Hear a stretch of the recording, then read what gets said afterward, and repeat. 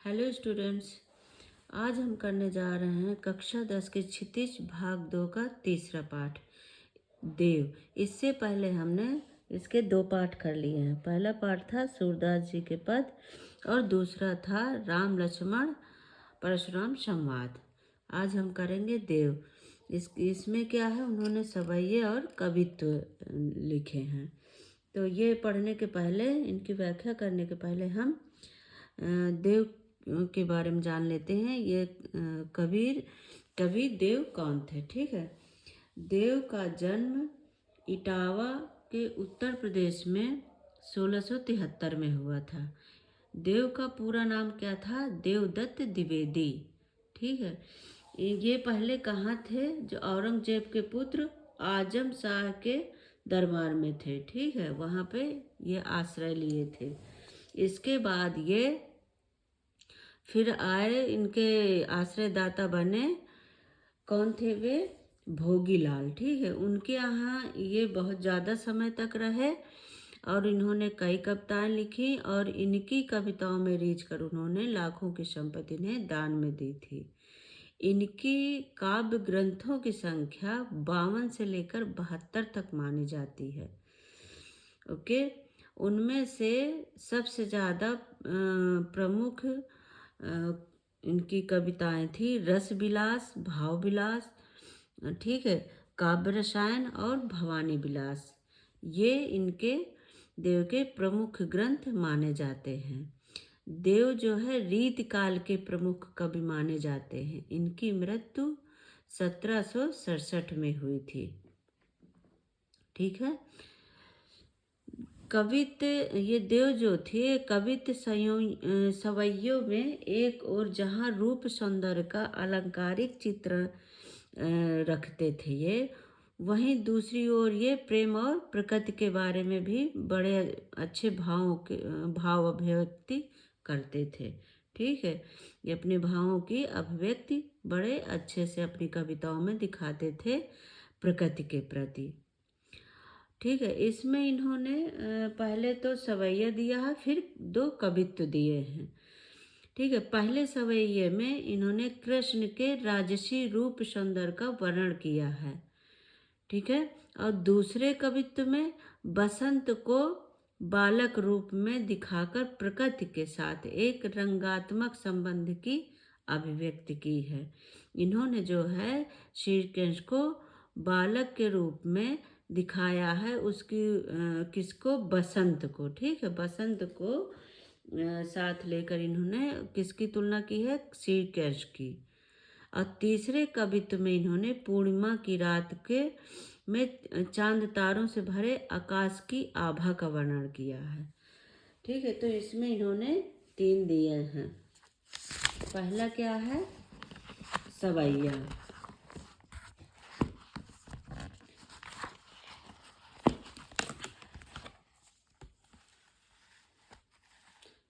सवैया पढ़ते हैं। ठीक है। सवैया क्या है? पहला, पायन नुपुर मंजू बजय कटि किंकिन के धुन की मधु, सांवरे अंग लसय पट पीत हिये हुलसय बनमाल सुहै, माथे किरीट बड़े द्रंग चंचल मंद हंसी मुखचंद जुन्हाई, जय जग मंदिर दीपक सुंदर, श्री ब्रज दूल्ह देव सहाय। ठीक है। तो क्या कह रहे हैं ये? पायन नुपुर मंज बजे कट किंकिन के धुन की मधुराई, सांवरे अंग लसय पटपीत हिये हुलसे वनमाल सुहाईरा। ठीक है। तो इसमें देखिए पायन मीन्स क्या होता है? पैरों में, नुपुर पायल। ठीक है। तो इसमें ये देव जो है कवि देव बाल कृष्ण के मनोहारी रूप का वर्णन करते हुए कहते हैं कि उनके पैरों में जो सुशोभित हो रही हैं पायल, पायन मीन्स पैरों में, नुपुर मीन्स पायल। ठीक है। मंजू बजय जो वो झुनझुन की आवाज़ से बजती हैं। ठीक है। वो जो उनकी पायल रुनझुन की आवाज़ देती हैं। मंजू मीन्स वो मधुर ध्वनि, ठीक है। बजय मीन्स बजती हैं। कटी, कटी मीन्स क्या होता है? कमर। किंकिनी, किंकिनी किसको बोलते हैं? जो कमर में बांधते हैं, ठीक है। कमर का एक आभूषण होता है, करधनी। तो कट किंकिनी के धुनि की मधुराई, जो ये कमर में, उनके कमर पर जो करधनी है वह भी बज रही है, ठीक है। क्या कह रहे हैं कि कृष्ण के चलने से नूपुर और करधनी दोनों मधुर ध्वनि उत्पन्न कर रहे हैं। सांवरे अंग लसय पटपीत, कृष्ण जी को क्या कर रहे हैं? सांवरे, ठीक है। सांवले थे ना, तो इसलिए उनको सांवरे भी बुलाया जाता है। तो सांवरे, उनके सांवले सलोने शरीर पर किरीट, सांवले अंग लसय, लसय पट पीत, पट मीन वस्त्र और पीत मीन्स पीला, ठीक है। अंग मीन्स उनके शरीर में, सांवले शरीर में, लसय मीन्स सुशोभित हो रहा है। जो उनके सांवले सलोने शरीर पर सुंदर पीला वस्त्र, उनके क्या है? हिये हुलसे बनमाल सुहायरा, उनके रूप को और बढ़ा रहा है, ठीक है। उनके रूप को और बढ़ा रहा है। हिये, हिये मीन्स हृदय में, हुलसे बनमाल, बनमाल मीन्स जो वनों में फूल मिलते हैं उनकी माला, ठीक है। तो वन फूलों की माला और भी सुशोभित हो रही है। उनकी छाती पर, उनकी हृदय पर बनों से, वन फूलों से सुशोभित जो माला है, वन फूलों की माला, वो और भी सुशोभित हो रही है, ठीक है। तो क्या हुआ इसका पूरा सारांश? कि बाल कृष्ण के मनोहारी रूप का वर्णन करते हुए कवि कहते हैं कि उनके पैरों में सुशोभित हो रही पायल रुनझुन की मधुर आवाज पैदा कर रही है, और उनके कमर पर जो करधनी है वह भी बज रही है। कृष्ण के चलने से नुपुर और करधनी दोनों मधुर ध्वनि उत्पन्न कर रहे हैं, ठीक है। उनके सांवले शरीर पर सुंदर पीला वस्त्र जो उनके रूप को और निखार रहा है, उसी तरह जैसे उनकी छाती पर वन फूलों की माला सुशोभित और भी उनकी शोभा बढ़ा रही है।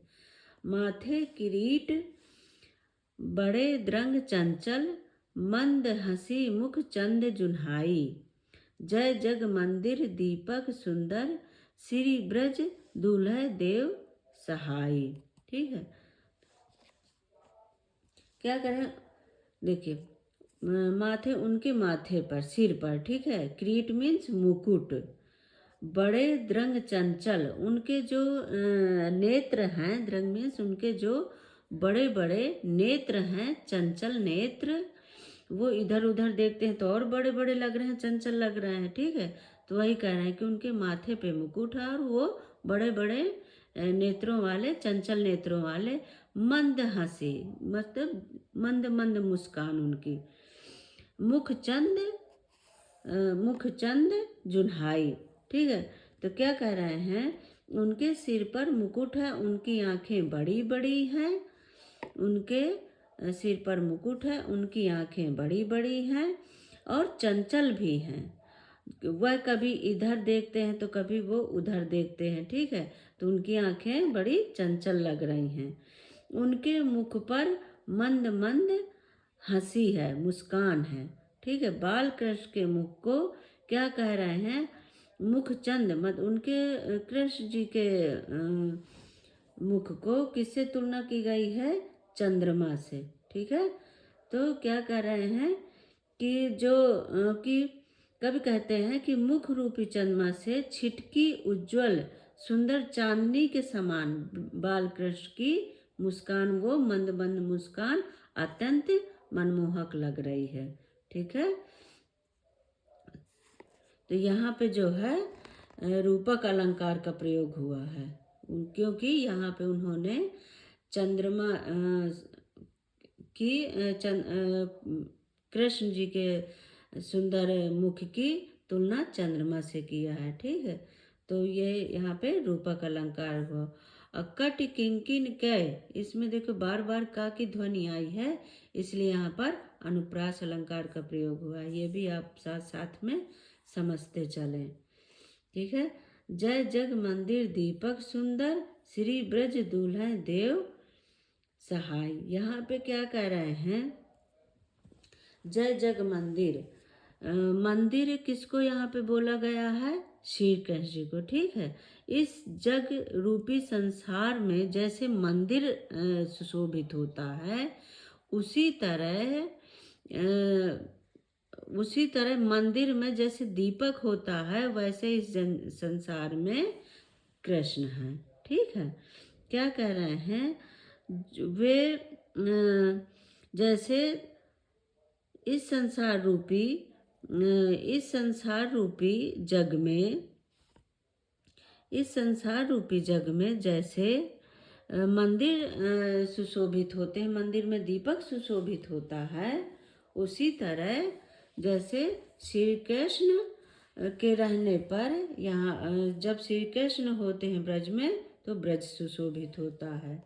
ठीक है। श्री ब्रज दूल्हा देव सहाय, ये श्री कृष्ण जो है ये पूरे ब्रज में एक दूल्हे के समान है। जैसे दूल्हा आता है उसका पूरी तरह ध्यान रखा जाता है, हर चीज़ की व्यवस्था होती है, उसी तरह श्री कृष्ण ब्रज में दूल्हे के समान है। वो आगे से आगे उनके हर चीज़ का ध्यान रखा जाता है। ठीक है।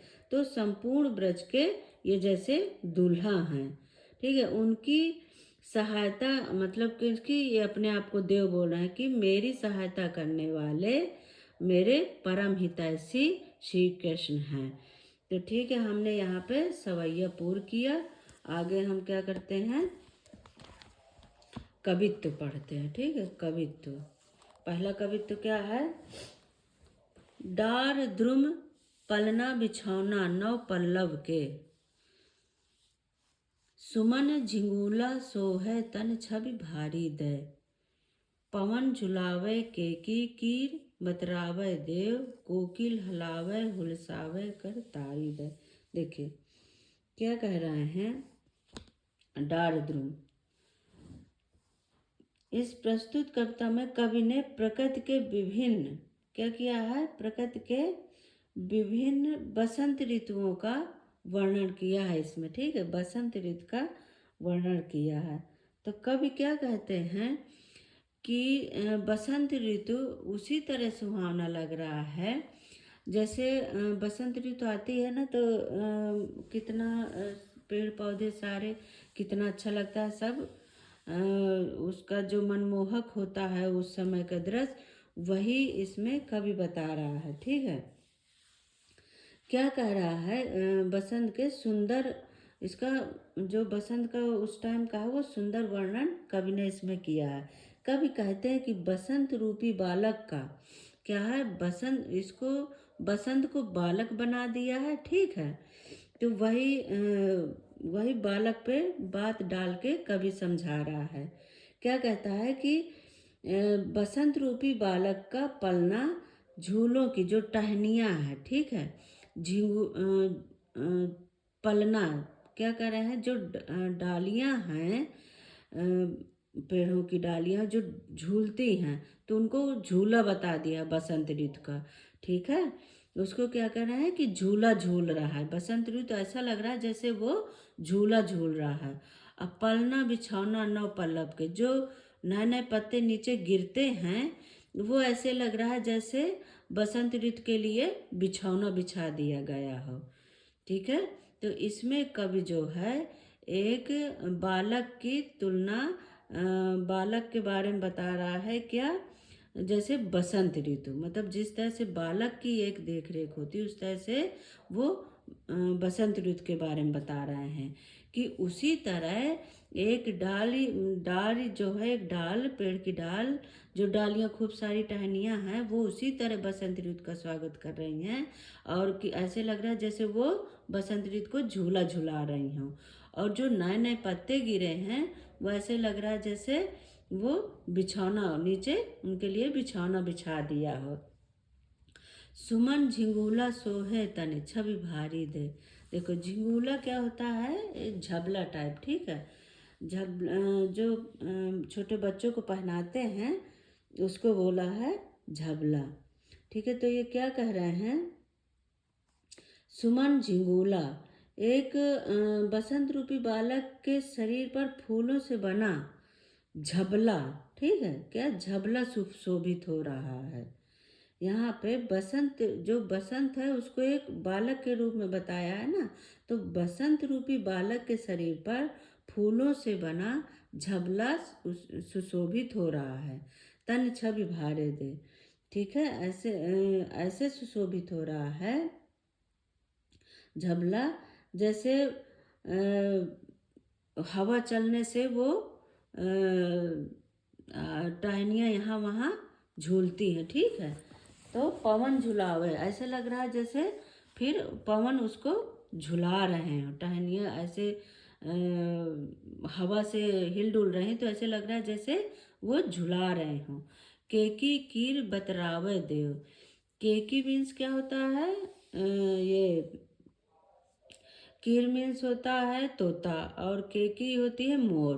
ठीक है, बतरावे देव, ये जो है केकी कीर बतरावे देव, देव तो बोला इन्होंने अपने लिए। ठीक है, तो कवि को ऐसे लगता है जैसे मोर और तोता उनसे बातें कर रहे हों। ठीक है, मोर और तोता उनसे बातें कर रहे हों। कोकिल हलावे हुलसावे कर तारी दे, मतलब जो कोकिल, ये कोयल होती है, वो खिलाती है और झुलाती है ताली, जैसे बच्चों को हम ताली मार मार के खिलाते हैं ना, वैसे ऐसे लग रहा है जैसे बसंत ऋतु को कोयल ताली बजा बजा के खिला रही हो, उसे प्रसन्न कर रही हो। ठीक है, आगे देखते हैं।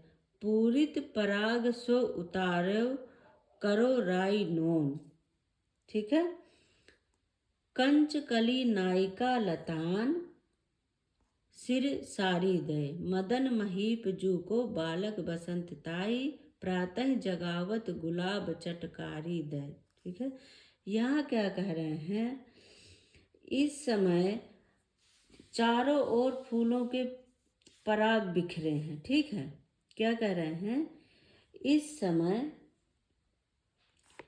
समय जो है पूरित पराग सुतारो करो रायनोन, ऐसे लग रहा है कि चारों ओर मानो कि चारों ओर मान लो फूलों के पराग बिखरे हों। ठीक है, फूलों चारों तरफ फूल बिखरे पड़े हैं, तो वो ऐसे लग रहे हैं पूरित पराग, जो फूल का एक उसमें छोटे छोटे से होते हैं ना बीच में पराग, उन्हीं को बोले कि नीचे सब जगह ऐसे लग रहा है जैसे पराग पड़े हों। किस तरह, उसी तरह जैसे कि राई नोन, और जैसे माँ होती है अपने बच्चे को नज़र लगती है तो क्या करती है, राई और नमक मिला के नज़र उतारती हैं, तो जब नज़र उतार के फेंकती हैं तो राई सब जगह बिखर जाती है। उसी तरह कह रहे हैं, ऐसे लग रहा है जैसे फूलों के वो जो पराग है बीच में जो छोटे छोटे से होते हैं वो बिखरे पड़े हों, वो उसी तरह लग रहे हैं। कंचकली नायिका लतान सिर सारी दे, कंचकली क्या है, ये बोला गया है कमल की कली को, जो वो छोटी सी होती है बीच में। ठीक है, तो ऐसे लग रहा है कि कमल की कली रूपी नायिका, इसको एक नायिका के रूप में लाए हैं। ठीक है, तो कमल की कली रूपी नायिका लता रूपी साड़ी को सिर पर ओढ़कर पराग को बिखेर कर मानो बालक की नजर उतार रही हो। ठीक है, क्या कहना है, कंचकली मीन्स क्या होता है, कमल की कली, जो छोटी सी बीच में कली होती है, तो इसको एक नायिका के रूप में लाए हैं कवि। तो वही कह रहे हैं कि कमल की कली रूपी नायिका लता रूपी, ठीक है, लता रूपी साड़ी को, जो लताएं हैं तो लताओं लिपटी हुई हैं, तो वही कह रहे हैं कि लता जो नीचे डंडी टाइप होती है वो लता होती है। ठीक है, तो लता रूपी साड़ी को सिर पर ओढ़ कर भरे पराग को बिखेर कर मानो बालक की नजर उतार रही हूँ। ठीक है, कवि के क्या कह रहे हैं, मदन महीप जू को बालक बसंत ताई, प्रातः जगावत गुलाब चटकारी दे। कवि के अनुसार कवि क्या कह रहे हैं इसमें, मदन महीप जू, मदन मीन्स क्या कह रहे हैं कि जो कामदेव होते हैं उनके पुत्र, बसंत को कामदेव का पुत्र बताया है इसमें कवि ने। ठीक है, तो कह रहे हैं कि जो कामदेव हैं उनके पुत्र, कामदेव को एक राजा बता दिया। ठीक है, कामदेव जो राजा हैं उनका पुत्र यह बसंत है। ठीक है, बसंत को उनका पुत्र बताया है। ठीक है, वह उन्हें जो है सुबह चटकारी दे दे के जगाते हैं। कौन, गुलाब, सुबह जो है चटकारी दे दे के जगा रहे हों। कौन, मदन मीन्स क्या हो गया, कामदेव, कामदेव महीप जो राजा हैं उनके बालक पुत्र बसंत। ठीक है, बसंत उनके पुत्र, बसंत ऋतु को क्या बता दिया है, कामदेव के पुत्र। तो उनको सुबह वो चुटकी बजाकर, ठीक है, चुटकी बजाकर सुबह सुबह जगा रही हैं। ठीक है, तो ये हमारा पहला काव्यत्व पूरा हुआ। आगे देखते हैं दूसरा।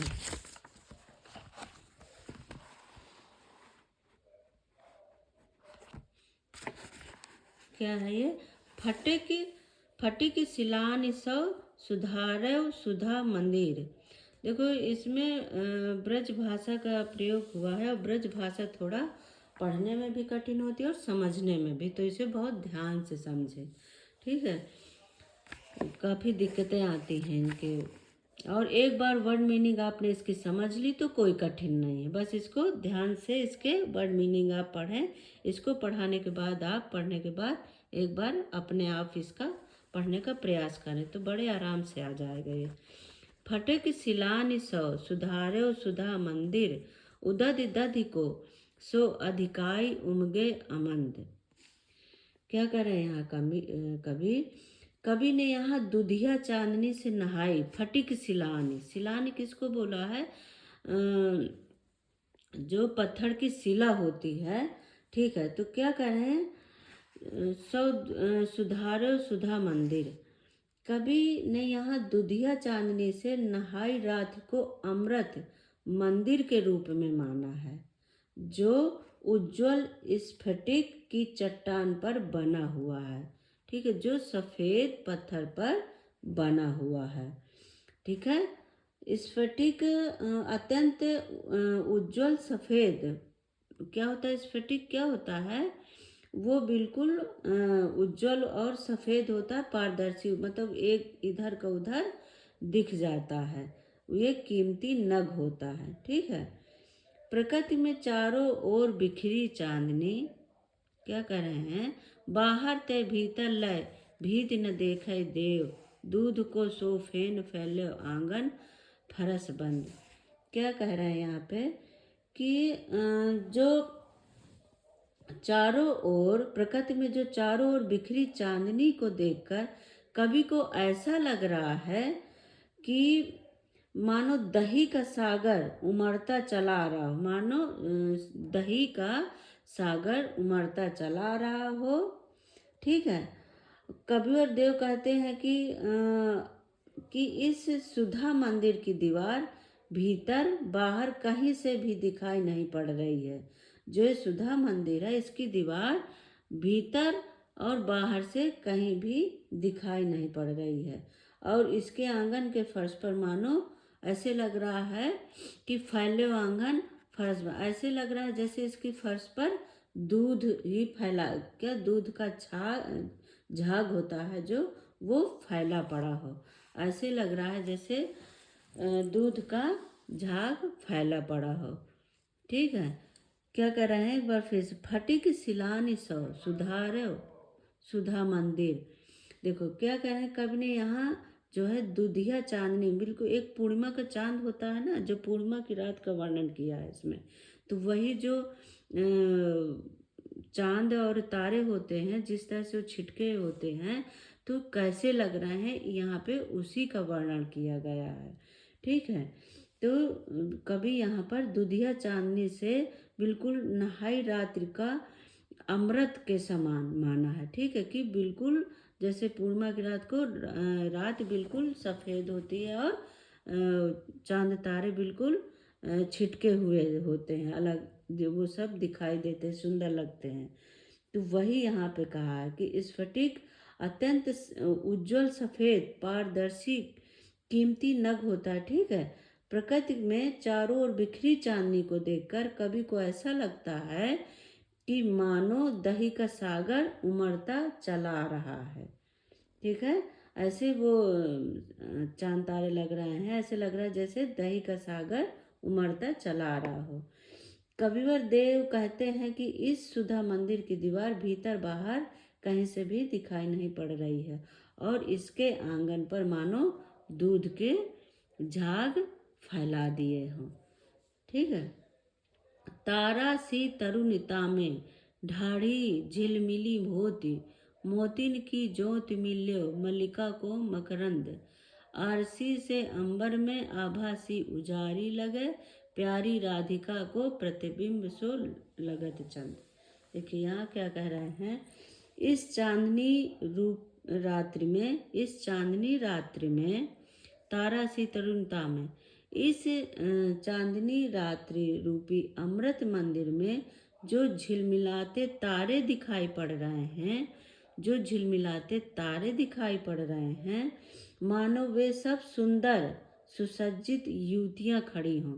ऐसे लग रहा है जैसे ये चांदनी रात्रि में जो तारे झिलमिला रहे हैं ऊपर आकाश में, ऐसे लग रहा है जैसे सुंदर सजी हुई स्त्रियां खड़ी हों, जिनके आभूषणों की आभा मल्लिका, ठीक है, उनके आभूषणों की आभा मल्लिका पुष्प के मकरंद से मिली मोती की ज्योति के समान लग रहा हो। ठीक हो, जैसे कि उनकी मोती के, उनके जो आभूषण हैं वो कैसे लग रहे हैं, वो मोतियों के समान लग रहे हैं। ठीक है, आरसी से अंबर में आभा सी उजाड़ो लगो, प्यारी राधिका को प्रतिबिंब सो लगत चंद। देखिए यहाँ क्या कह रहे हैं, ये संपूर्ण वातावरण इतना उज्जवल सफ़ेद है कि आकाश मानो स्वच्छ दर्पण है, जिसमें राधा का मुख कैसा लग रहा है, चंद्रमा के समान। ठीक है, यहाँ चंद्रमा, यहाँ राधा की उपमा चंद्रमा से की गई है।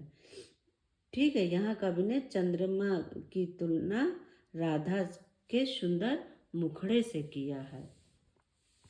ठीक है, तो ये समझ में आ गया होगा क्या कह रहे हैं, संपूर्ण वातावरण इतना उज्जवल लग रहा है, इतना सफ़ेद लग रहा है, मानो स्वच्छ दर्पण हो, जिसमें राधा का मुख बिल्कुल चंद्रमा के समान प्रतिबिंब हो रहा है।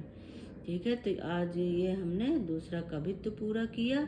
इसके आगे हम इसके क्वेश्चन आंसर लेकर आएंगे। तब तक आप देखते रहें, कोई दिक्कत हो तो कमेंट करके पूछें। थैंक यू बच्चों, बाय बाय।